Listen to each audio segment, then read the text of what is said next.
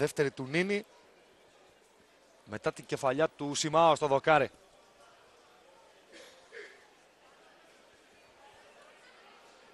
Ο Λέτο αναλαμβάνει την εκτέλεση του φάουλ για τον Παναθηναϊκό.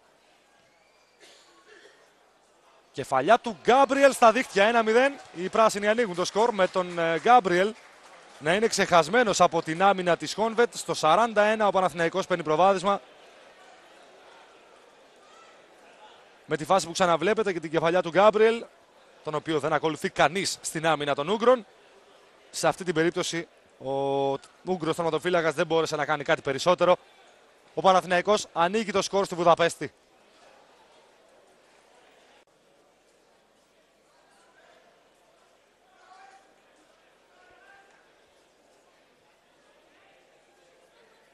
Ένα ακόμη κόρνερ για τον Παναθηναϊκό με τον Γκάμπριελ εκτελεστή. Κεφαλιά του Πετρόπουλου, ο Λέτο 2-0. Πάλι αποστημένη φάση, ο Παναθηναϊκός κάνει ό,τι θέλει στον αέρα. Και μάλιστα πετυχαίνει 2 γκολ με παίκτες που δεν το συνηθίζουν να σκοράρουν με το κεφάλι. Ούτε ο Γκάμπριελ, ούτε ο Λέτο. Εδώ μετά την πρώτη κεφαλιά του Πετρόπουλου, ο Λέτο ανενόχλητος στέλνει την μπάλα στα δίχτυα. Ο Παναθηναϊκός αυξάνει το δείκτη του σκορ στο 2-0. 2 λεπτά πριν το τέλος του πρώτου ημιχρόνου. Το μισό γκολ ανήκει στον Πετρόπουλο.